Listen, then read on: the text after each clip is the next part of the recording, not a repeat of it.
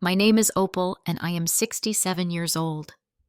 Last Christmas Eve, I drove 10 hours through a blizzard to surprise my daughter. My arthritis made every mile feel like torture, but I kept going because I believed family was worth any sacrifice.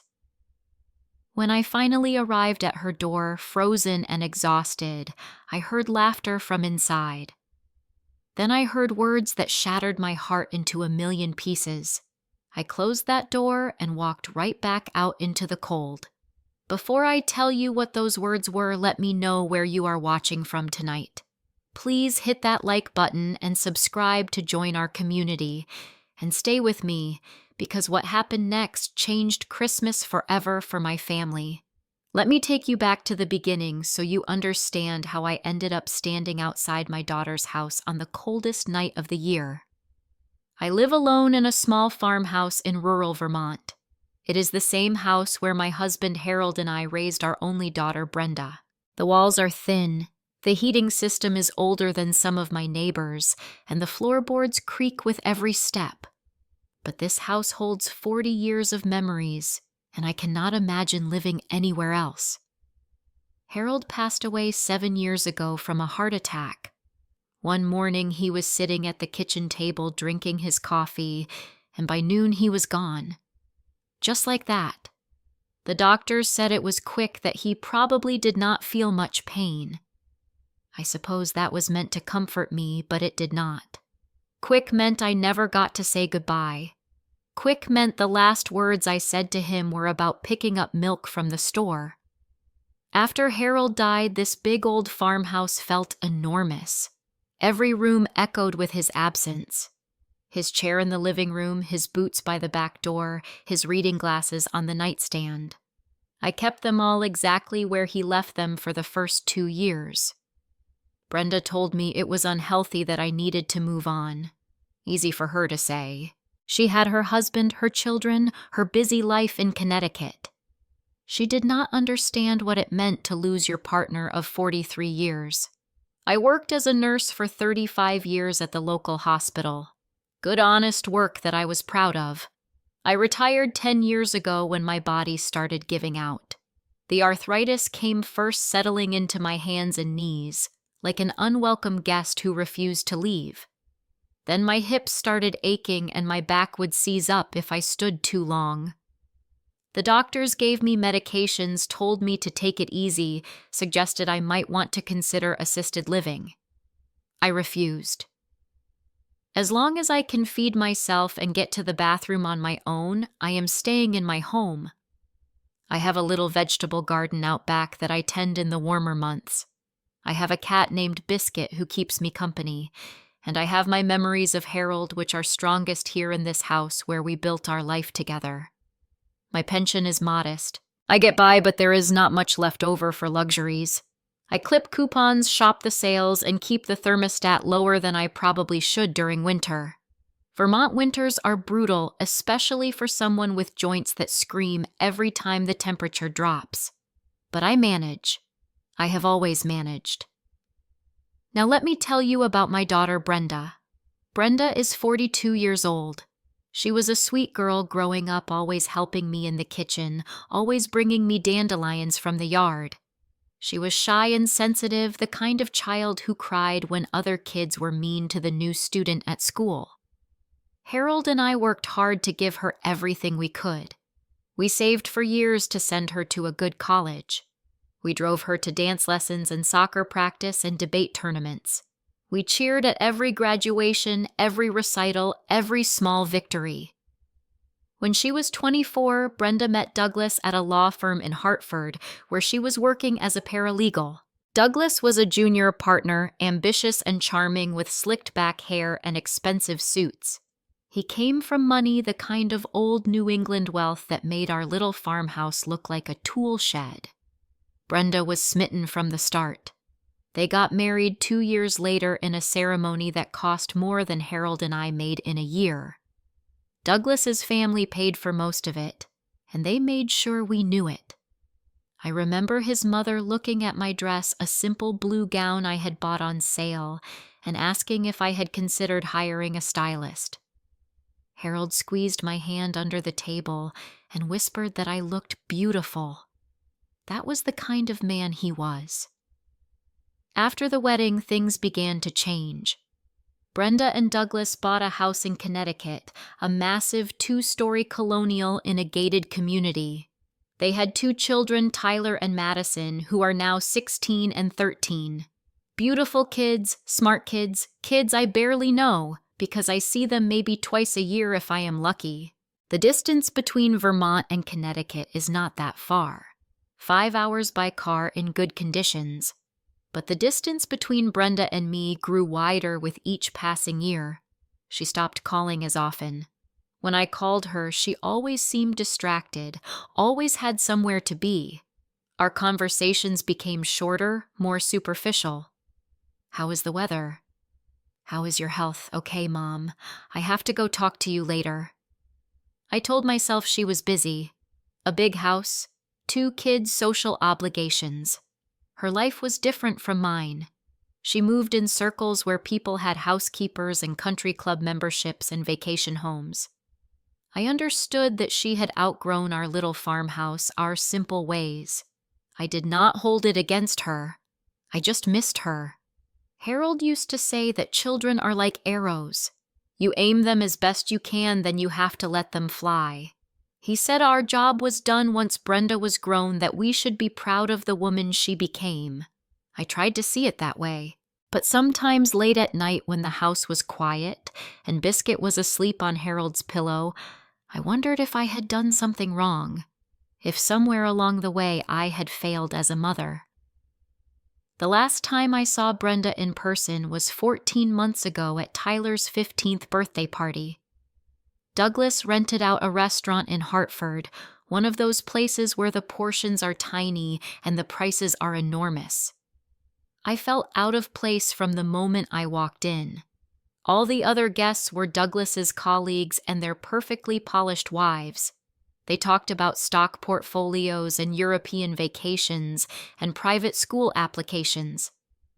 I stood in the corner nursing a glass of water, trying to find something to contribute to conversations that were miles above my head.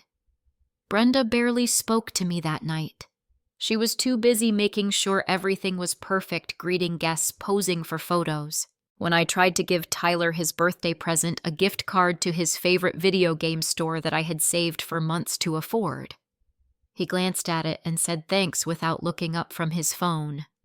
I watched him open Douglas's parents' gift later. It was a brand new laptop worth more than my car. I drove home that night feeling smaller than I had in years. Christmas had always been my favorite holiday. When Brenda was young, Harold and I would spend weeks preparing. We would cut down our own tree from the woods behind the house, string popcorn and cranberries for garland-baked cookies from my mother's recipes. On Christmas morning, we would open presents by the fire, then have a big breakfast of pancakes and bacon before heading to church.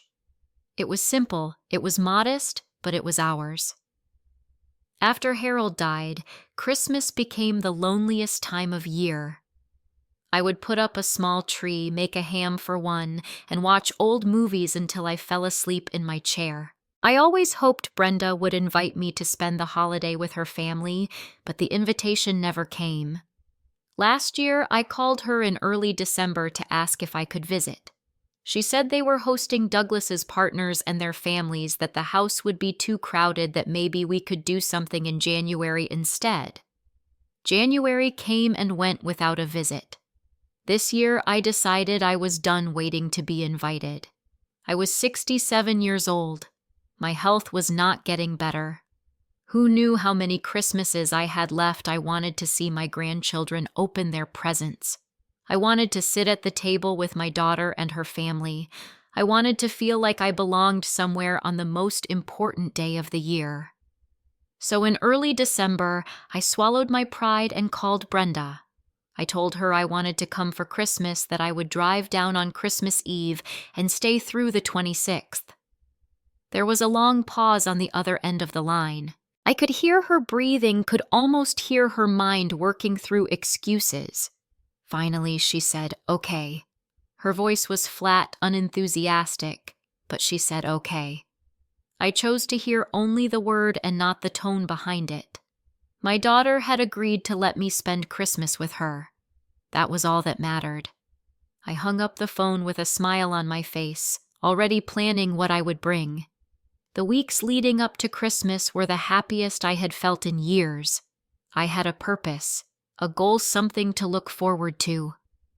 Every morning I woke up with energy I had not felt since Harold was alive. I started by making a list of gifts. My pension does not stretch far, especially with the cost of medications and heating oil, but I was determined to buy something special for each member of Brenda's family. I wanted them to know I had put thought into their presents, that I paid attention to who they were and what they liked. For Brenda, I chose a cashmere scarf in navy blue. She had mentioned once years ago that navy was her favorite color. I found the scarf at a department store 2 towns over, marked down from $120 to $80. Still more than I could comfortably afford, but worth it to see my daughter wrapped in something beautiful. For Douglas, I selected a silver tie clip and matching cufflinks. I did not know much about his taste, but I figured a lawyer could always use nice accessories. The set cost $65, which I paid for in cash because I did not want it showing up on my credit card statement. Tyler was the hardest to shop for. 16-year-old boys are mysteries to me, but I remembered seeing him glued to his phone at his birthday party, always with headphones in his ears. I asked my neighbor's grandson, who is about the same age, what kind of headphones teenagers liked these days. He told me about a gaming headset that all the kids wanted. I found one online for $140 and placed the order with shaking hands. It was more than I spent on groceries in a month, but Tyler was my grandson.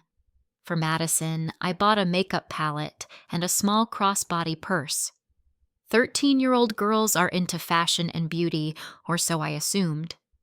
The woman at the cosmetics counter helped me pick out colors that would be appropriate for a teenager. The purse was pink with gold hardware, trendy, but not too grown up. Together, they cost about $90. When I added it all up, I had spent nearly $400 on gifts. That was close to a full month of my pension. I would have to cut back on other things, maybe skip my arthritis medication refill until January, eat more rice and beans, and less meat. But it would be worth it. I could already imagine their faces when they opened their presents. The gifts were only part of my preparation. I also wanted to contribute to the Christmas dinner. Brenda always hosted an elaborate meal, the kind with multiple courses and fancy dishes I could not pronounce. I knew I could not compete with that, but I could bring something from the heart. I spent 3 days baking. My hands ached from rolling dough and kneading bread, but I pushed through the pain. I made gingerbread cookies from my mother's recipe, the same ones Brenda used to help me decorate when she was small.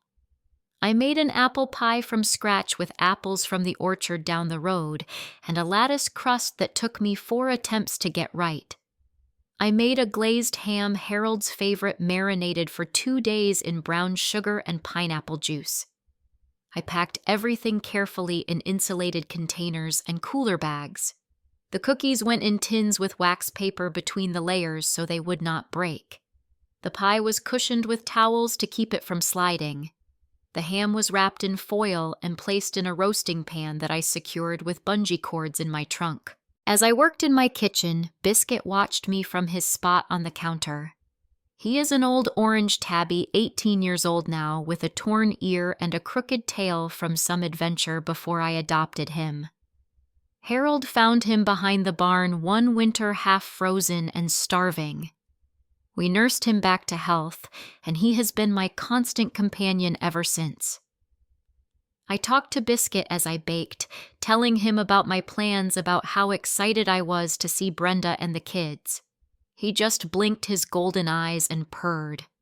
Sometimes I think he is the only one who truly listens to me anymore. The week before Christmas, the weather forecast started showing a major storm system moving into New England. A blizzard was expected on December 23rd and 24th, with heavy snow, high winds, and dangerous road conditions. My neighbor Bill came over to check on me and warn me about the weather. Bill is a good man, a retired firefighter who lost his wife to cancer a few years back. He looks out for me, mows my lawn in summer, and plows my driveway in winter.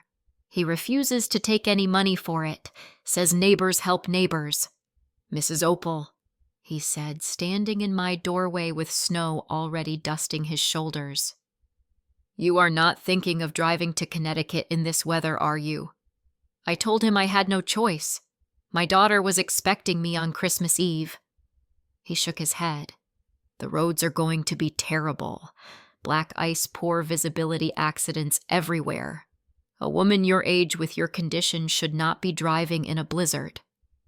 I thanked him for his concern, but assured him I would be fine. I had been driving in Vermont winters for 50 years. A little snow was not going to stop me from seeing my family. Bill looked at me with worried eyes, but did not argue further. He knows I am stubborn. Harold always said I was the most hard-headed woman he ever met, and he meant it as a compliment. That night, I went over my car to make sure it was ready for the trip.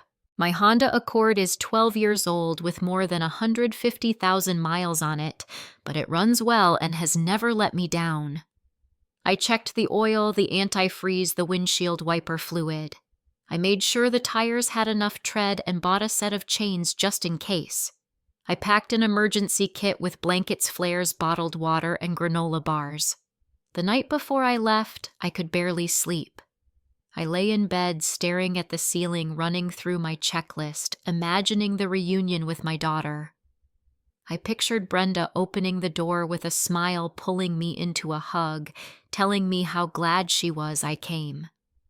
I pictured Tyler and Madison excited to see their grandmother. I pictured Douglas shaking my hand warmly, welcoming me into their home. I looked at Harold's photograph on my nightstand. It was taken at our 30th anniversary party, both of us laughing at something someone had said. He looked so happy, so full of life. I touched the frame gently. "I am going to see our grandchildren." "Harold," I whispered, "I wish you were here with me." I finally fell asleep around 2 a.m, still smiling. My alarm went off at 4:30. Outside my window, the world was still dark, and I could see snowflakes swirling in the glow of the porch light. I got out of bed slowly, giving my joints time to adjust. The first few minutes of every morning are always the worst. My knees feel like they are filled with broken glass, and my fingers refuse to bend properly until I have been moving for a while. I took my arthritis medication with a glass of water, then did the stretching exercises my physical therapist taught me. Gentle movements to warm up the joints to convince my body that another day of motion was possible. I ate a small breakfast toast with peanut butter and a cup of black coffee. I needed something in my stomach, but I did not want to feel heavy for the long drive ahead. I dressed in layers, thermal underwear under my jeans, a flannel shirt under a wool sweater. I put on my special gloves, the ones with the copper threading that are supposed to help with arthritis. I am not sure if they actually work, but they make me feel like I am doing something proactive. Before leaving, I stopped by Biscuit's food bowl to make sure it was full. Bill had promised to come by twice a day to feed him and check on things. I scratched Biscuit behind his torn ear, and he leaned into my hand with a purr. "You be good while I'm gone," I told him. "I will be back in a few days with stories to tell." I loaded the last of my things into the car, the gifts in their colorful wrapping, the food in its careful containers. The trunk was full, and the back seat held an extra blanket and pillow in case I needed to rest. I had printed directions from the internet even though I had a GPS because I do not entirely trust technology. At 5:00, I backed out of my driveway and began the journey south. The first hour was not too bad. The snow was falling steadily but not heavily, and the roads were mostly empty. I kept my speed low around 35 miles per hour and stayed in the right lane. The Honda's heater worked hard to keep the interior warm, and I had the radio tuned to a station playing Christmas carols. My hands gripped the steering wheel firmly, and within the first 20 minutes I could feel the familiar ache spreading through my knuckles. I tried adjusting my grip, tried flexing my fingers one at a time, but the cold seemed to seep through the gloves no matter what I did. I turned the heat up higher and angled the vents toward my hands. By the time I crossed into Massachusetts, the storm had intensified. The snow was coming down in thick sheets, reducing visibility to maybe 50 yards. The windshield wipers worked furiously but could not keep up. I had to lean forward, squinting through the blur of white, trying to make out the edges of the road. Other cars had pulled over their hazard lights, blinking like distress signals. Part of me wanted to join them to wait out the worst of the storm in a gas station parking lot. But I thought about Brenda waiting for me about the Christmas dinner I did not want to miss, and I kept going. The pain in my joints was getting worse. Every time I pressed the brake or the gas, my knee sent a spike of fire up my leg. My shoulders ached from hunching over the wheel. My lower back felt like it was being compressed by an invisible vice. I tried to shift positions to find some angle that did not hurt, but there was none. About 3 hours into the drive, I had to stop. The snow on the windshield had built up so thick that the wipers could not clear it anymore. I pulled into a rest area, turned off the engine, and got out to scrape the glass. The moment I stepped outside, the cold hit me like a physical force. The wind was howling, driving snow into my face, finding every gap in my clothing. My hands, already aching, went numb almost immediately. I scraped the windshield as fast as I could, my arms burning with the effort, then stumbled back into the car and slammed the door. I sat there for a long moment, waiting for the heater to warm me up again. My whole body was shaking, partly from cold and partly from pain. The arthritis medication was wearing off, and I had forgotten to bring an extra dose. I had been so focused on packing gifts and food that I forgot to take care of myself. But I was halfway there. 3 more hours, maybe 4 in this weather, and I would be at Brenda's house. I imagined warming up by her fireplace, drinking hot cocoa with the grandchildren, telling them about my adventure through the blizzard. The thought gave me strength. I pulled back onto the highway and kept driving. The next few hours were a blur of white and pain. I stopped twice more to clear the windshield, each time returning to the car more exhausted than before. At one point, my left hand cramped so badly that I could not grip the wheel.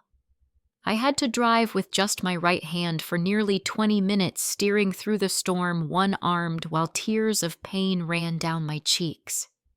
I do not remember exactly when I crossed into Connecticut.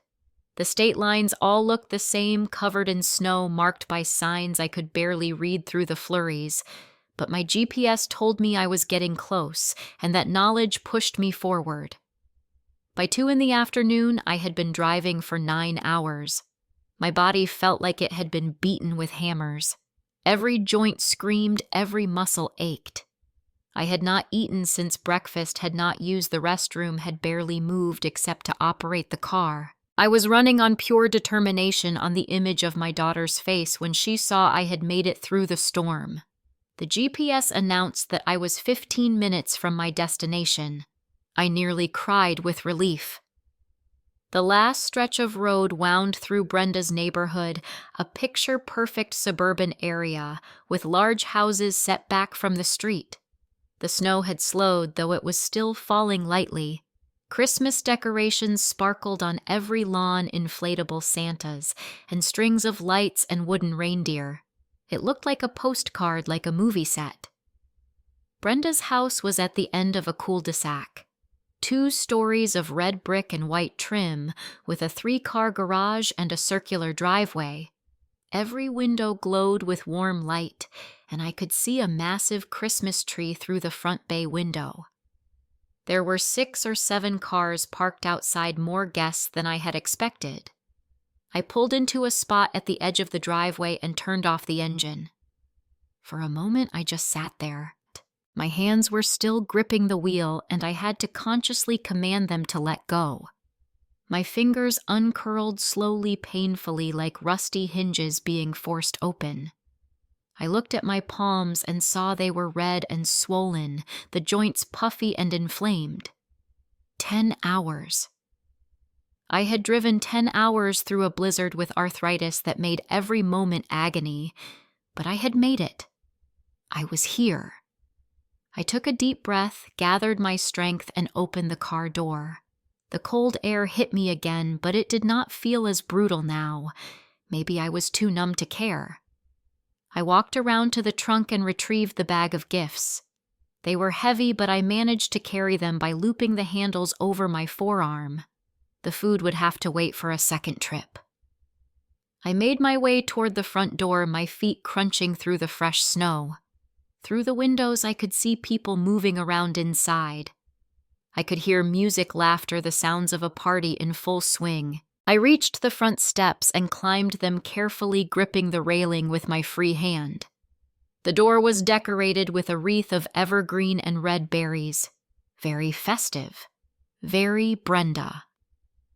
I was about to ring the bell when I noticed the door was not fully closed. It had been left ajar, probably by someone who stepped out and did not pull it tight. Through the crack, I could hear voices from inside. Clear, distinct voices carrying through the heated air. And then I heard my daughter say something that stopped me cold. "I cannot believe she is actually coming. In this weather. She is going to make such a scene." That was Brenda's voice. I would know it anywhere, in any crowd, in any situation.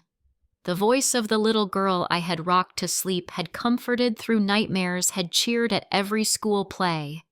"Your mother always has to be dramatic," another voice said. Douglas, her husband. Driving 10 hours. Who does that? There was laughter from multiple people, a chorus of amusement at my expense. "She is still coming," a woman's voice asked. "I thought you said she would not make it." "I was hoping she would not," Brenda replied. And the way she said it, so casual, so dismissive, sent a knife through my heart. I hoped her car would break down somewhere.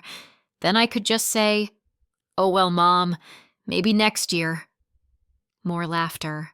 Louder this time.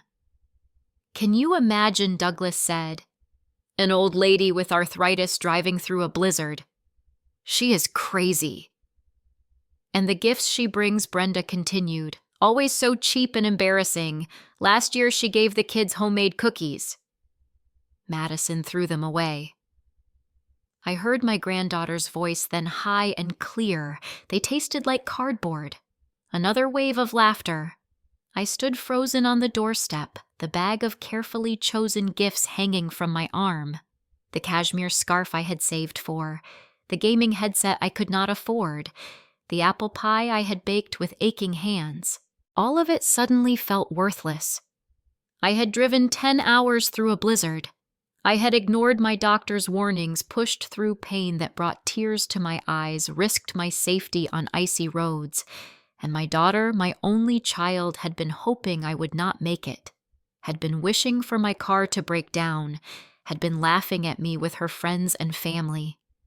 The bag slipped from my arm and fell into the snow. I did not pick it up. My legs felt like they were made of water. My chest hurt in a way that had nothing to do with arthritis.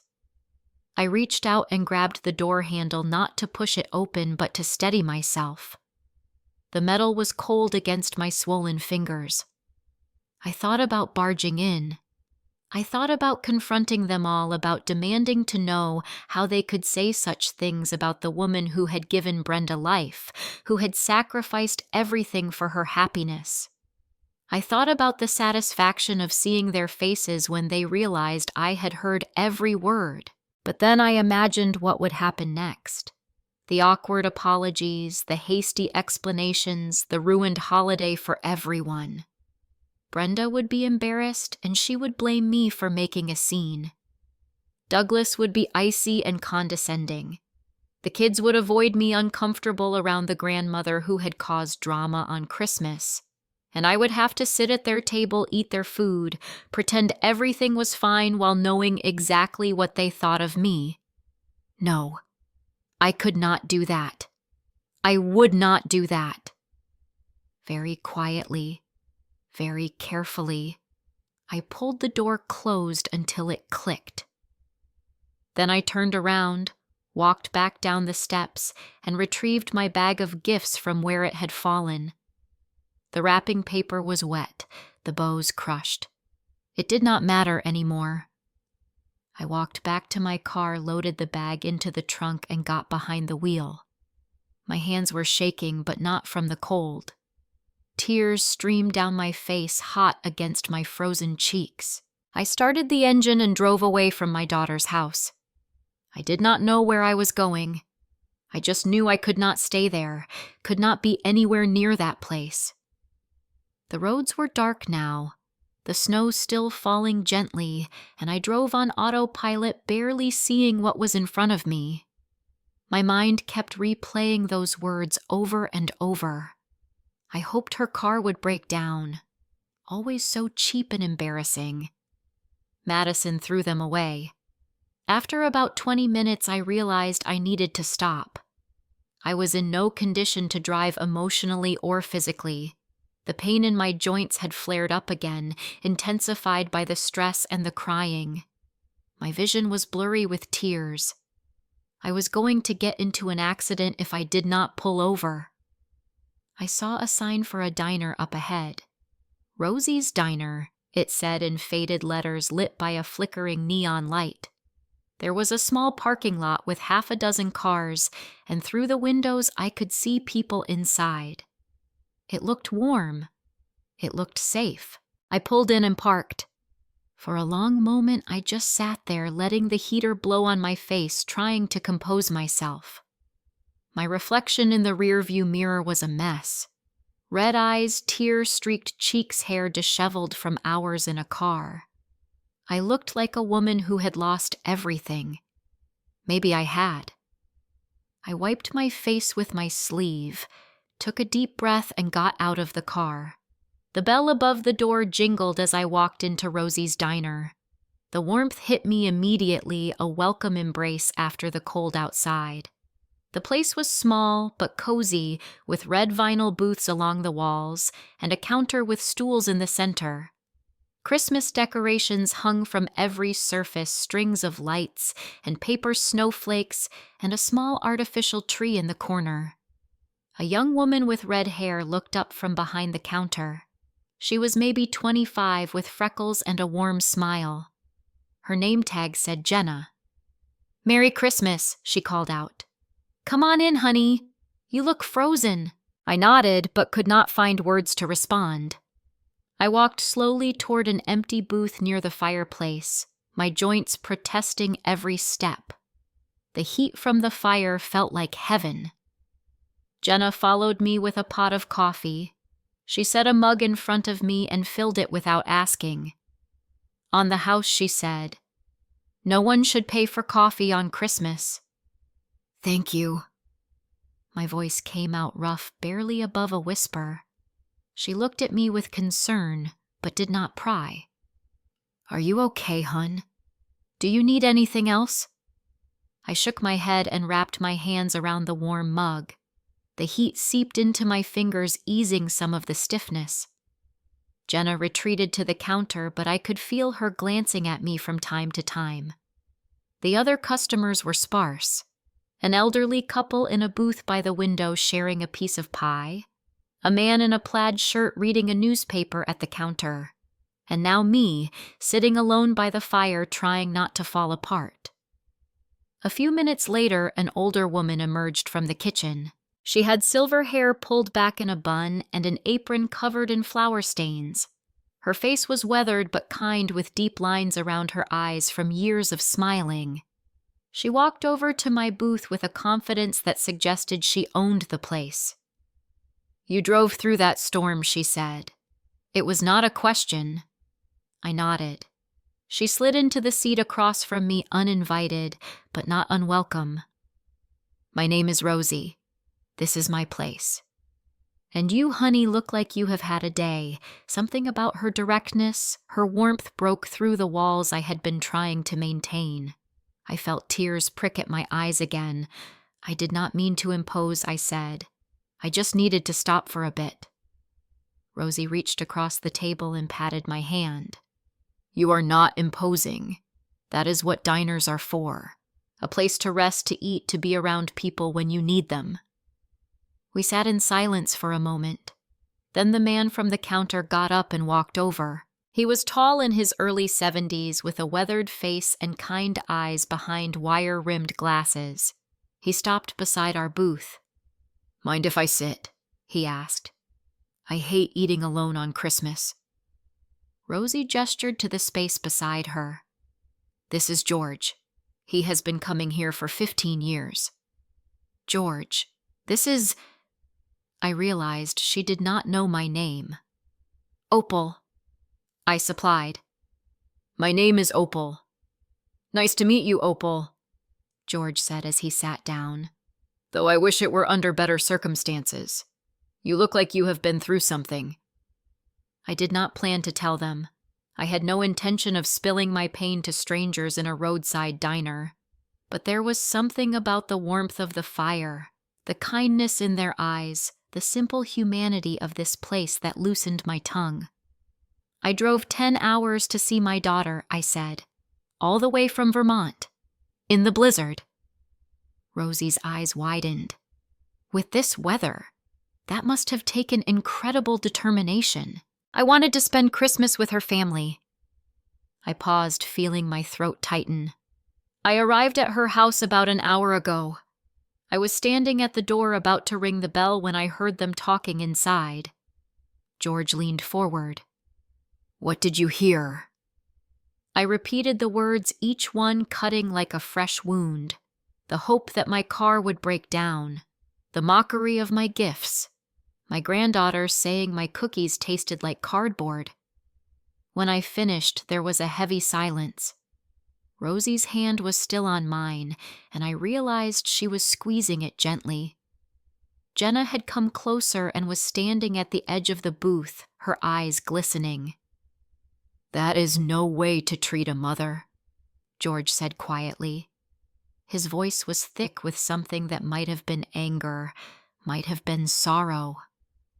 "Honey, Rosie said you deserve so much better than that." "I could not imagine saying that about my mom," Jenna added, wiping at her eyes with the corner of her apron.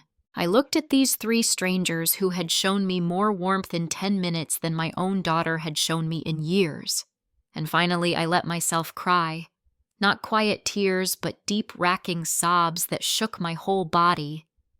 Rosie slid around the booth and put her arm around me, holding me like I was a child.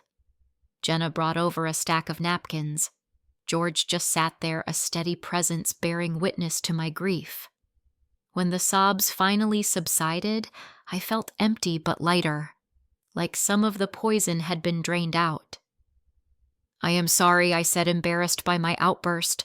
"Do not apologize," Rosie said firmly. "You needed to let that out. Keeping pain inside only makes it fester." She stood up and announced, "You are having Christmas dinner with us." I started to protest, but she held up her hand. "I am closing early tonight anyway. My staff is with their families, but I have a dinner prepared for the few of us who do not have anywhere else to be." "You are welcome at our table, Opal." I looked at George, who nodded encouragingly. "She makes a mean turkey," he said, "and her stuffing is legendary." For the first time since standing outside Brenda's door, I felt something other than pain, a small flicker of warmth of belonging. "I have food in my car," I said. "Things I made to bring to my daughters. A ham and apple pie cookies." Rosie's face lit up. "Well, then it sounds like we are going to have a feast." Jenna helped me bring in the containers from my car. The ham was still warm in its insulated bag, and the pie had survived the journey without a scratch. The cookies were a little crushed from the fall in the snow, but Rosie declared that crushed cookies tasted just as good as whole ones. We pushed 2 tables together near the fireplace. Rosie brought out the dinner she had prepared: a golden brown turkey, mashed potatoes, green beans, cranberry sauce. Combined with my ham and pie, we had enough food for twice as many people. The elderly couple from the window booth joined us, introducing themselves as Frank and Dorothy. They had been coming to Rosie's on Christmas for 6 years, ever since their children moved to California. Jenna stayed too, calling her roommate to say she would be home late. We said grace, each person adding something they were grateful for. When it was my turn, I found myself saying, I am grateful for kindness from strangers, for finding light in an unexpected place. Rosie squeezed my shoulder. We are not strangers anymore, Opal. We are friends. The meal was delicious, better than any fancy dinner I could have imagined. We talked and laughed and told stories. George shared tales of his late wife, a woman named Ruth, who had loved Christmas more than anyone he knew. Dorothy talked about her grandchildren in San Diego and showed pictures on her phone. Frank told jokes that made Jenna snort with laughter. When we got to dessert, I served slices of my apple pie. Everyone took a bite and pronounced it wonderful. Jenna asked for the recipe, and I promised to write it down for her. For the first time in months, I felt proud of something I had made. As the evening wound down, I realized I had not thought about Brenda for hours. The pain was still there, a dull ache in my chest, but it was no longer consuming me. These people, these kind souls who had welcomed me without question, had given me a gift far greater than anything I could have brought to Connecticut. It was after 9 when the meal ended and the cleanup began. Frank and Dorothy said their goodbyes and headed home. Jenna hugged me tight before leaving, extracting a promise that I would come back and visit sometime. That left me Rosie and George. It is late, George said, and the roads are still bad. I have a guest room at my place just a few miles from here. You are welcome to stay the night. I hesitated. I did not know this man kind as he seemed. Rosie must have sensed my concern. George is good people, she assured me. He was in the service volunteer firefighter for 30 years, and he has been coming to this diner since his wife passed. I trust him with my life, and you can too. George nodded. No pressure, Opal. But I would hate for you to have to drive back to Vermont tonight in this weather, especially after everything you have been through. I thought about my options. 10 hours back to Vermont alone in the dark with joints that screamed in protest, or a guest room in a stranger's house with warmth and rest, and the prospect of facing the world with fresh eyes in the morning. Thank you, I said. I would appreciate that.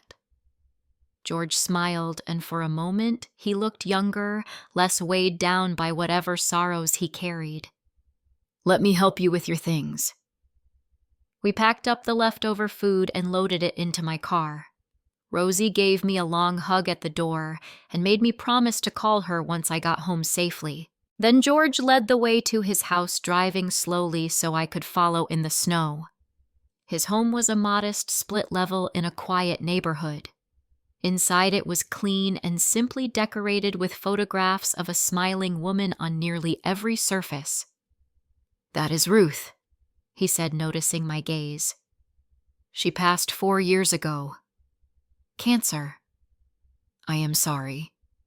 He nodded. It does not get easier, but you learn to carry it. Some days the weight feels lighter than others. I understood exactly what he meant. He showed me to the guest room, a cozy space with a quilted bedspread and a window overlooking the snow-covered backyard. There was a bathroom attached and fresh towels on the bed. Make yourself at home, he said. If you need anything, I am right down the hall. I thanked him and closed the door. For a long moment, I just stood there taking in the silence.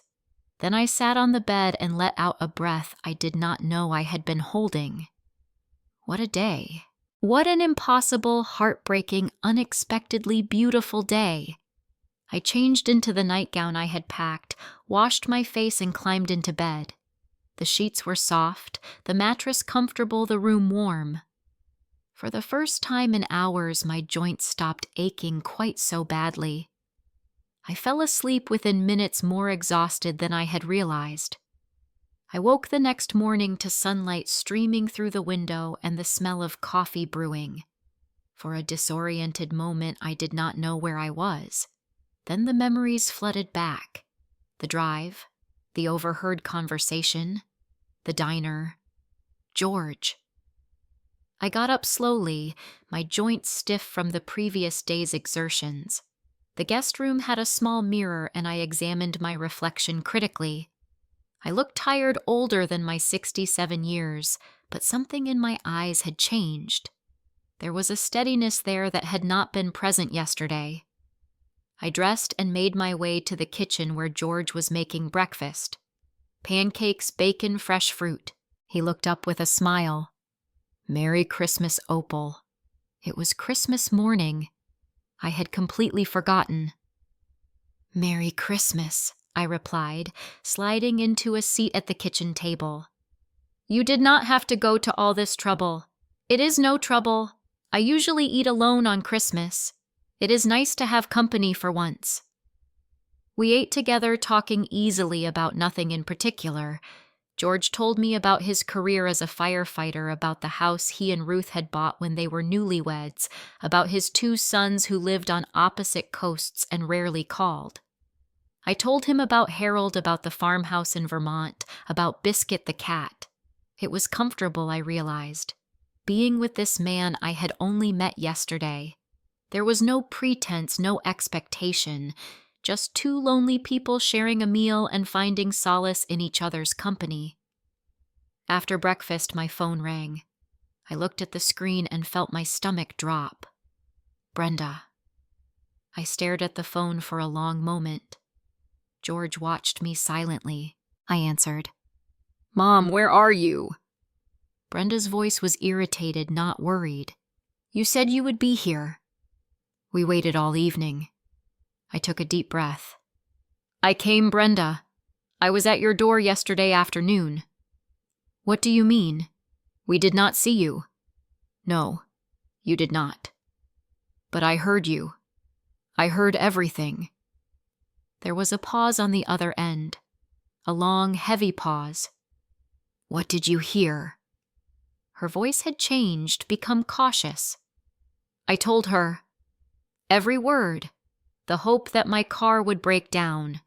The dismissal of my gifts as cheap and embarrassing. Madison throwing away my cookies.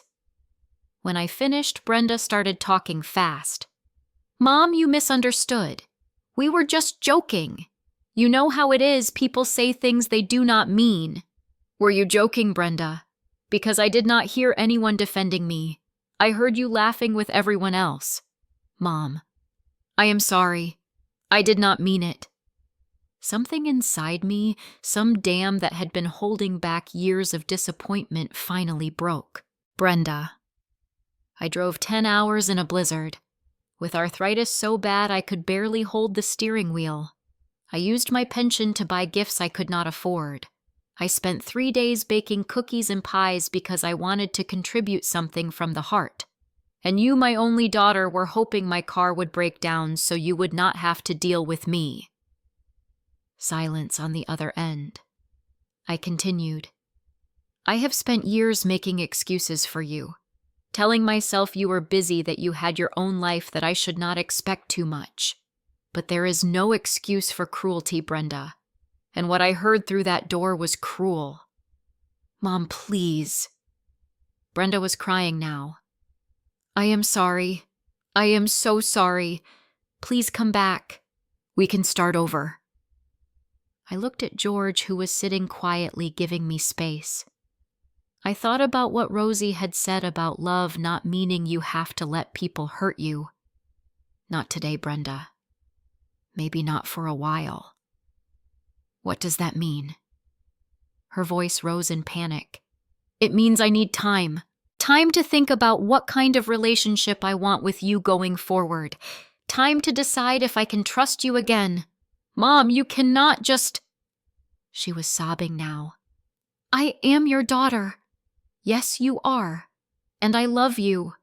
But loving someone does not mean accepting being treated like dirt. I deserve better than that, Brenda.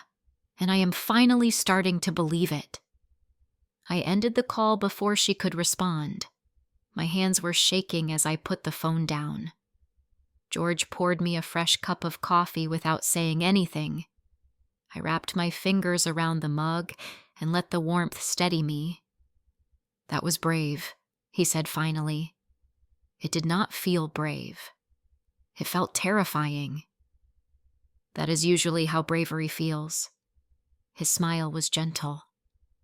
Ruth used to say that courage is not the absence of fear. It is doing what needs to be done despite the fear. I thought about that, about all the years I had let fear dictate my relationship with Brenda. Fear of losing her, fear of being a burden, fear of ending up completely alone. I had let those fears turn me into someone who accepted crumbs, who was grateful for any scrap of attention, who apologized for existing. No more. I stayed with George for 3 days. We took walks through the snowy neighborhood, visited Rosie at the diner, watched old movies on his couch. He was easy company, undemanding content with comfortable silences. On the 3rd day, I packed my car to head back to Vermont. George walked me out and stood by the driver's side window. "Call me when you get home," he said. "I want to know you made it safely." "I will." I smiled at him. "Thank you, George. For everything." He reached through the window and squeezed my hand. Friends are hard to find at our age. Let us not lose touch. I drove back to Vermont with a lighter heart than I had expected. The roads were clear now, the storm long past. I made it home in 5 hours, a far cry from the 10-hour ordeal that had brought me south. Biscuit was waiting by the door when I walked in, meowing indignantly at my absence. Bill had taken good care of him, but he was clearly annoyed that I had dared to leave. I picked him up and held him close, breathing in the familiar scent of home. I called George as promised, then Rosie, then Jenna. They all sounded genuinely happy to hear from me. Rosie made me promise to visit in the spring. George said he would drive up to Vermont next month if I would have him. I would like that, I told him. Over the following weeks, things began to shift. Brenda called multiple times, leaving tearful voicemails that I did not answer. Eventually, she drove up to Vermont, unannounced, standing on my doorstep with red eyes and a box of expensive chocolates. I let her in, but I did not make it easy. We talked for hours, more honestly than we had in decades. She admitted that she had been ashamed of our modest background, that Douglas's family made her feel like she had to distance herself from her roots. She said she did not know when she had become so cold, so dismissive. She begged me to forgive her. I told her forgiveness would take time. I told her that trust once broken has to be rebuilt slowly. I told her I loved her because I did, but that I would no longer accept being treated as an afterthought or an embarrassment. She left that day with tears streaming down her face, but also with something that looked like respect in her eyes. Maybe for the first time she was seeing her mother as a whole person, not just a prop in her own story. The months that followed were a slow process of rebuilding. Brenda started calling more often, not out of guilt, but out of genuine interest. She brought Tyler and Madison to visit in the summer, and they actually seemed to enjoy themselves exploring the farm, playing with Biscuit, learning to make apple pie from their grandmother. Douglas remained distant, but that was fine with me. Some relationships are not worth salvaging. George became a regular presence in my life. He drove up every month without fail, and I drove down to Connecticut to visit him just as often. We became best friends, confidants, partners in navigating the loneliness of old age. Ruth would have approved, he told me once. She always said she did not want me to be alone. Rosie and Jenna stayed in touch too. I visited the diner every time I was in Connecticut, and Rosie always had a booth waiting for me by the fireplace. The previous Christmas, I spent the holiday there again, not out of necessity, but out of choice. It had become a tradition, a chosen family gathering that meant more to me than any obligation ever could. Now, as I sit here telling you this story, another Christmas is approaching. I am 68 years old. My arthritis is not getting better, but my heart feels lighter than it has in years. That Christmas Eve, standing outside my daughter's door, I thought I had lost everything. The family I had dreamed of, the relationship I had hoped to repair, the love I had spent a lifetime building. In that moment, hearing those cruel words, I felt more alone than I ever had in my life. But sometimes, losing what we thought we had makes room for what we truly need. I found kindness in strangers at a roadside diner.